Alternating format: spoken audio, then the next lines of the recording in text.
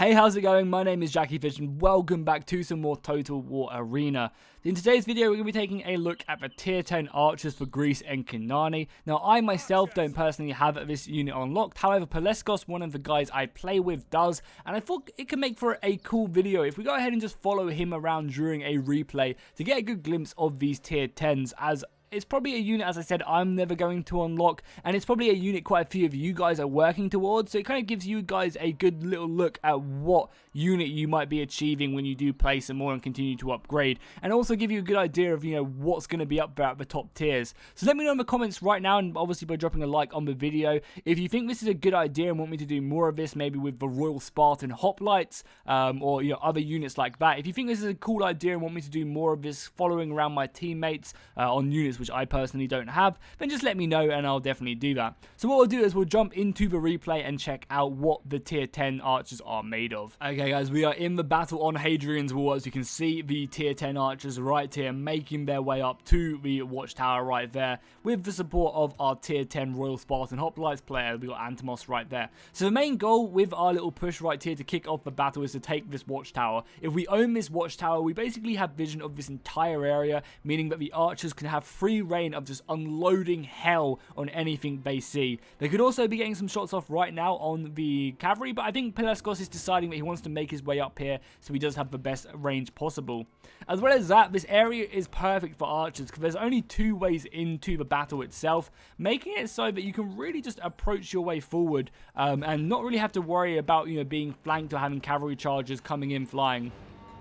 We're going to see the first power of the tier 10 archers right here. This Roman cavalry is facing away, so Peleskos goes ahead and pops his barrage going out. You can just see the devastation of the barrage itself, annihilating a full unit and sticking the other two Roman Praetorian cavalries down to half. Now, this was mainly because the Roman Praetorian cavalry was running away from the battle. If they had their faces, their shields turned to the archers themselves, then maybe that wouldn't have been so effective. But you guys can already see the sheer power of the tier 10 archers right there with the barrage, which if we can, will it show us?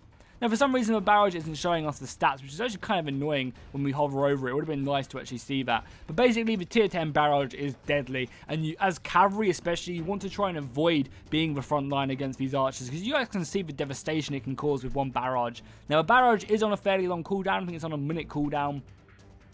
So you really have to try and take your kind of battles when you can and really try to engage them. Especially as well as that, you want to try and obviously use your artillery and other counter archers to try and take them out as well.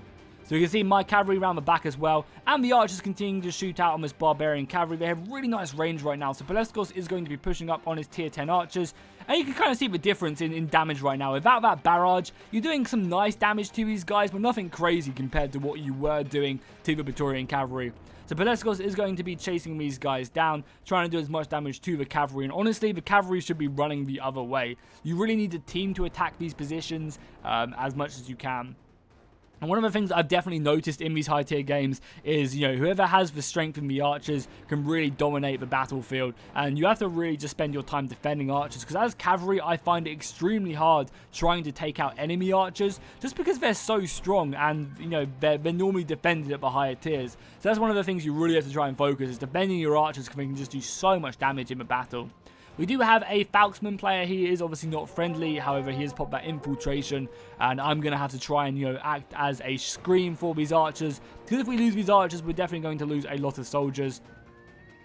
So I myself are just going to come in. I'm going to see that Antimos, who is playing for protection, the screen forces of the Royal Spartans, isn't going to get here in time. So I myself am going to sacrifice this unit of cavalry just to protect the archers. I'm going to charge in. I actually get a pretty nice charge off there. But in a prolonged combat, obviously these Falksmen will start doing quite a lot of damage to me. We have to be kind of careful because there are some enemy cavalry here. But the archers are going to make their way out and just simply fall back and look for a better opportunity. Now, we can actually take a little break from the archer fire right now. You can also see Peleskos is top of the team right now with that 2,000 aggression, just down to the fact that he ruined that cavalry at the beginning of the game. We can take a little look, though, at the Royal Spartans as they do decide to fight away at these Falksmen. I doubt the Falksmen will really stand a chance against these guys as they are only tier 8. As well as this, we also obviously are still taking this watchtower. Having this watchtower is so vital because it is giving us vision of the cavalry down there, but it's also letting us know if there's anything else coming our way to try and take out these archers. And again, you can see I'm kind of just nicely forming a box around our archers, as the tier 10 archers can't really do too much right now. They're mainly being just waiting for other foes, and we're really just trying to take this out. However, he does decide to focus fire right there, getting a nice little shot off there, doing some good damage as well. But Falxmen are like an ideal target for the tier 10s because they just don't have shields, so they don't have great missile block. They don't have like a testudo or anything like that. So a lot of the time you can just really sit back and hammer away at these Falxmen and just melt them. We are going to be only popping my war cry, I believe, on these guys. I don't know, maybe I don't have it back already. But yeah, these guys are going to be routing. The tier 10 Royal Spartans are going to be cutting them down, making quick work of them. So we're going to be making our way back. We do see our base is going to be captured, and we get a really nice surround right here. Me and Nick come in, and with the support of Sun Tzu as well, we completely surround this unit of barbarian cavalry and slaughter it. However, they are making a huge push on their side. They actually have tier 10 archers of their own coming in with their archers, and you can just see the power they are obviously inflicting on our archers right here, cutting them down. So they have a really good push right now. The balance is extremely close right now. They have obviously plenty of tier 10s of their own. They have Royal Spartans. They have the tier 10 Greek cavalry as well, which are going to be pushing their way up. So this is still an extremely close battle, and they have some good tier 10s and tier 9s of their own, same with us. And I think it's going to come down to whoever protects the archers the most will be able to win this battle. If we can get onto this, their tier 10s and their tier 7 archers, then we'll probably win the day. However, if they can get onto ours, then they'll probably win the day. So you can see at the moment, unfortunately, one of our players was not here, and he is going to be getting peppered by the tier 10s and tier 7 archers. Unfortunately, he is AFK and we can't control him. We're also getting hammered a little bit by some Falxmen which came in. Like 2 men, I think, did this much damage to the archers, which was kind of unfortunate. We're going to continue to push up our flanks, though, getting a little bit closer. One of our allies is going to get a really nice charge in off on the tier 8 archers right there. And I myself are going to be pushing around the flank. Now this is really good because a lot of the time you want to be trying to be aggressive to the enemy, because if you're aggressive to the enemy archers, it's going to make it so that they have to turn their backs and run away. Unfortunately here, the enemy cavalry is going to be coming in. I'm thankfully going to be coming in and trying to protect this a little bit. Am I AFK here? Oh my god, I'm so sorry, Pelescos. This is poor. I should have engaged him. I must not have been looking. I must have been looking up there. Oh, that was really bad of me. I could have taken out all of their archers. However, Pelescos is going to be turning around and shooting these guys, and actually managing to rout one unit, which is really, really good news, whilst I'm also trying to deal with some of these tier 7s here. So as you can see, one of the really good things we did in this battle was we were chasing away the enemy archers whilst our own archers shot them in the back, which kind of gives us a huge advantage right there. And again, I'm finally paying attention, again, trying to form up here, trying to take care of this unit of cavalry right here. Getting quite a nice charge off on there. So our archers are pushing up again, just doing plenty of damage, whittling away all of their kind of single units which left remaining. And the battle is still pretty close, I'm not going to lie. The battle is still very, very even. The enemy have a pretty nice advantage right here. You can see that they're actually winning the day in their base, killing a lot of our units. They have their tier 10 Royal Spartans up here and all of that. So the battle is still extremely close. We're just trying to deal with these guys as much as possible. You can see that our own archers of the tier 10s are pushing up here. I myself am going to get a perfect charge off onto these guys, doing a lot of good damage on them. And I personally understand, like, a lot of people complain about how powerful archers are, but honestly, like, I feel like they're in an okay position. Like, granted, they could be changed, but I feel like, it's very hard, because you guys just saw what I did to them archers. I wiped out an entire unit of tier 10 archers in one charge, pretty much. So, like, you kind of have to have you have to kind of make archers powerful, but make them a glass cannon like they are right now. Because if they were really, really, sturdy, or if they didn't do a lot of damage, but they still died instantly, that wouldn't really make them very fun to play whatsoever. You want to still be able to do a lot of damage, and a lot of the times as well, Testudo and Fighting the Shade really does still counter them. So, it's very easy to outplay archers. Much like me as a Roman cavalry player would never approach or try and charge Greek cavalry because I know I would lose.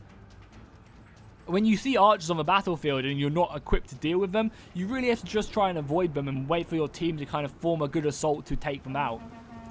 So I feel like Arena is a really good game. You know, some units might seem OP, but then I feel like a lot of the units do have counterplays. And right here you can see Testudo being popped, Fighting Machete being popped. No damage really coming out whatsoever. You know, we're doing a bit of damage, but nothing too crazy. So these tier 10 archers can definitely be, you know, outmatched if you just play around their weaknesses. And that's one of the things I really like about Arena, is I feel like a lot of the units have strengths and a lot of the units have weaknesses. So we're going to be pushing up our entire army right now, you know, on the enemy. We definitely do have the advantage in numbers. However, we have a lot of missiles and they have a lot of infantry, so if they can just chase us down, they might be able to catch us. Granted, this is thankfully an Alexander, not a Miltiades, so he doesn't have break ranks.